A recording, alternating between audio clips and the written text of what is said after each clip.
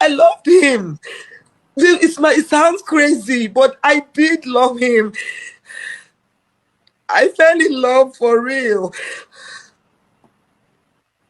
And there's nothing wrong with that. You have to understand. That's the point. You see, Doris, that's the point. That's the point I want you to understand. Listen, Doris, whether you like it or not, from what I'm hearing from you, from what I'm hearing from Prof X, the truth is, I think you fell in love with this guy. And one thing I really appreciate from you is you didn't say, no, Dr. Shid, is not true. You just owned up.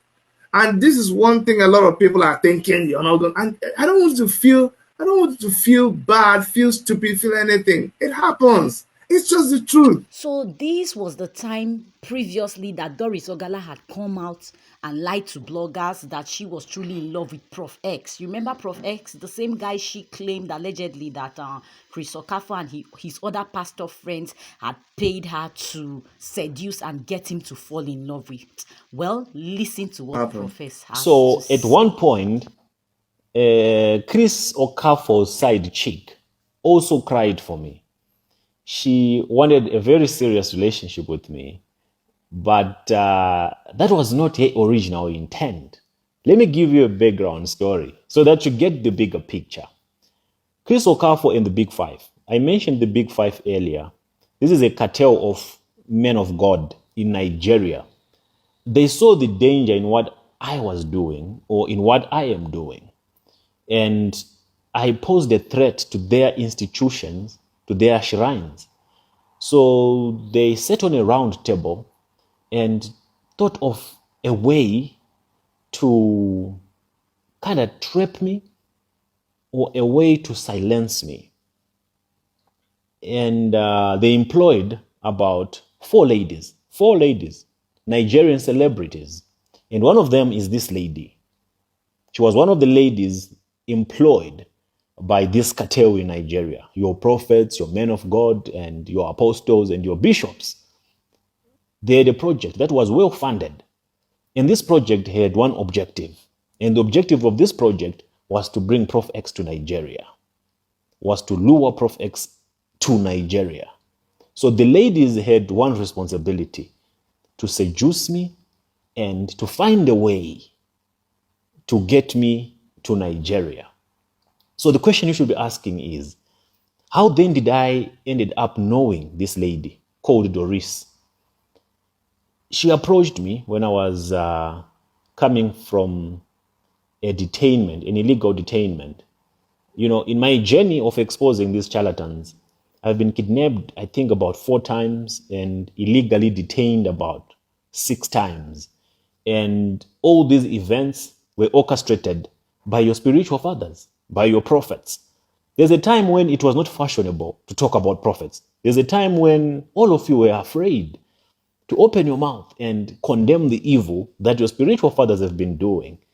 And it was at that time that I was probably the lone wolf in these spaces, exposing the shenanigans, exposing the rot in the system. It is only now that all of you can now take a phone and start analyzing videos and start talking about your spiritual fathers. There's a point at which the common mantra, the main mantra was touch not the anointed. And at that point, all of you were afraid of the anointing. But I was already empowered by the Holy Spirit back then to dismantle this cult movement of the prophetic and this diabolical establishment of spiritual fathers. So fast forward, that's when she approached me. It's not only her who approached me. There were about 4 ladies. I can give you the names, but the other 2 are not relevant. And she did not come in her name. She was called Chioma Johnson at that time. She had to impersonate a certain celebrity from Nigeria called Nengi.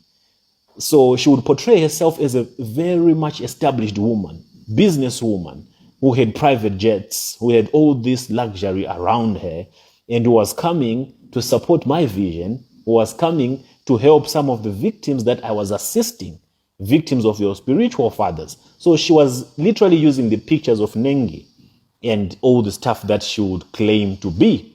She was given an assignment, and that assignment was to bring me to Nigeria. So along the course of our engagement and talking, she proposed that I go to Nigeria. she proposed that I visit Nigeria. Remember, this is an OAU tycoon. This is someone who's very much well established. He said, Prof, I would want you to come to Nigeria and I'll have your tickets sorted, your accommodation and everything. Come to Nigeria and just take a break. Send me your details so that I can book flights for you, business class and everything else that you need. Just send me your details. But then, I'm not naive. I was like, I will send you my details so that you what? I can't send you my details. Instead, do you know what you must do, Chioma? She was called Chioma back then. Rather, you send me the money and I will book my own tickets. I will book my own first class instead of you booking on my behalf. Because the reason why she wanted people to book for me was so that they can have my details and they can plan whatever and everything that they were planning to set me up. And then she said, okay, no problem. How much is the ticket? And then she did her research. She checked from SA to Nigeria, first class, business class. And I think it amounted to $3,000. And then she transacted actually the $3,000. And I was like, so this thing is real. And a few days later, so Prof, how far with your visa arrangements? How far with your flights? When exactly are you coming to Nigeria? And I was like, no, just wait. When the time is right, I'll come. I'm still facilitating my visa. I'm still fixing my paper so that I travel. But as for now, just be calm, just relax. So I delayed, I bought time until she ended up getting frustrated and she realized that this guy might be picking something. This guy is not coming. But remember, all this money that she was using, it was not even coming from her pocket. The money she was using was coming from Chris Okafor and the Big Five. The Big Five had invested in these women, in these ladies, huge sums of money, not small money. She was staying in a very high-class hotel in Nigeria. I forgot the name, but I'll try to remember it. A 5-star hotel in Nigeria on a daily basis for about 3 months, if not 4, being funded by the Big Five so that she can position herself and lure me into Nigeria. And you must bear in mind that the time at which this lady approached me, it was barely 3 days after my illegal detainment. As I had already told you, these guys had orchestrated, a kidnap using some people that were close to me. And for a period of about 6 days or 7, I was being tortured. And they took possession of all my electronic devices. They started deleting everything I had posted about them. They even deleted my Facebook account. They deleted my Instagram. They went to YouTube. They tried to remove everything. They even did remove everything so that there's no trace of anything that I might have spoken about them in the past. My people, some of us, we have paid the price and we have gone through the most. So her coming at this point was to try to negotiate a settlement between me and the Big Five. Was to try to have us, settle our differences so that I do not hit them back. Since I had already discovered all the prophets were involved in my kidnap. This was the 4th attempt on my life by your spiritual fathers to silence me, to stop me from everything that I was doing. So her main role at this point when she approached me was to try to level the ground and, bring us to terms with the spiritual fathers. And the main reason why I forgave them for all that they had done to me is simply because they apologized. They owned up to their wrong. The entire Big Five, one by one, your big apostles, your big bishops, your big prophets, they all came and apologized. And for that, I gave them my word that I will not use any of your confessions to implicate you in any way. I'm just glad that you took it upon yourselves to acknowledge that you were wrong and what you did was not just, was not fair. And I know they have me on record, and so do I. That's the only reason why I had to let it slide. Otherwise, we could have gone toe to toe. But then on the flip side, the very same lady, Doris, went to them and kind of negotiated, claiming to be doing it on my behalf, yet she was doing it for herself. And there's something that I want you to pay attention to. Doris was not working alone. Doris was working with Chris Okafor. Chris Okafor and Doris were the ones who were spearheading this project. Okafor employed 3 other women, apart from Doris Ogala. And these 3 other women that Chris Okafor employed, he was allegedly sleeping with them as well. They were part of his church. They were his side dishes. The same way he was sleeping with Doris Ogala, he was also sleeping with these other 3. So he had set all these three women, on this who gets to do it first. Whoever gets to do it first is the one who will get a bigger portion of whatever that they will collect from the big five. Because Chris is the smallest guy in the big five. So he was on the forefront. He's the one who was doing all the negotiations together with Doris Ogala. So they went again to the big five and said, listen, gents, for all the trouble that we've brought to Prof X, for all the harassment, for all the kidnapping and the illegal detentions, for everything, the trauma that you've caused on this servant of God, how about we compensate him? How about we raise money and compensate him?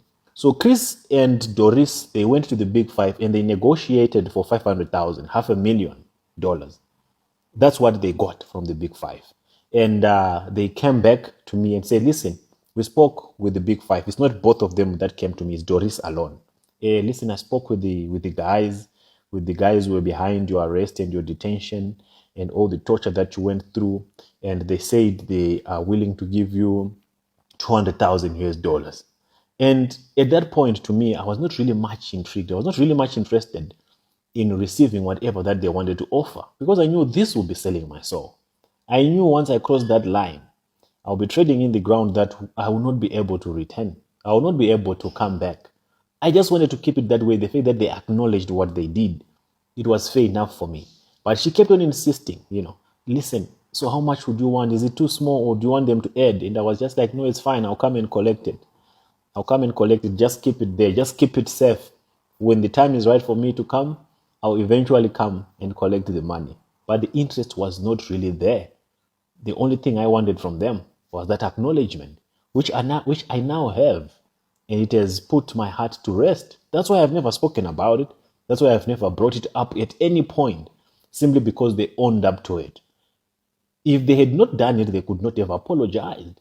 And they did apologize, and they know it. And this is the video that Doris sent me after she collected the money that she wanted to give me. Hey, Mr. Pull the Trigger, I just pulled it. That's 150k. Hey. I'm calling the shot right now. I just pulled it. 150 cash. So, what do you call me? I'm the baddest. Mama Chichi. In fact, they got worried when I did not go and collect this money that they were offering, simply because I knew the implications of getting in such deals with these men of the underworld, these men who are corrupted. I just let it like that, so that they can what? Carry on with their lives and I carry on with mine. If you have watched this video thus far, then you have to hit the subscribe button, because I'll be bringing in more videos that will help you understand the parts that were all lies in all of Doris Ogala's story. Please hit the subscribe button. Thank you, and watch out for the next video, because here you will understand what is truly going on.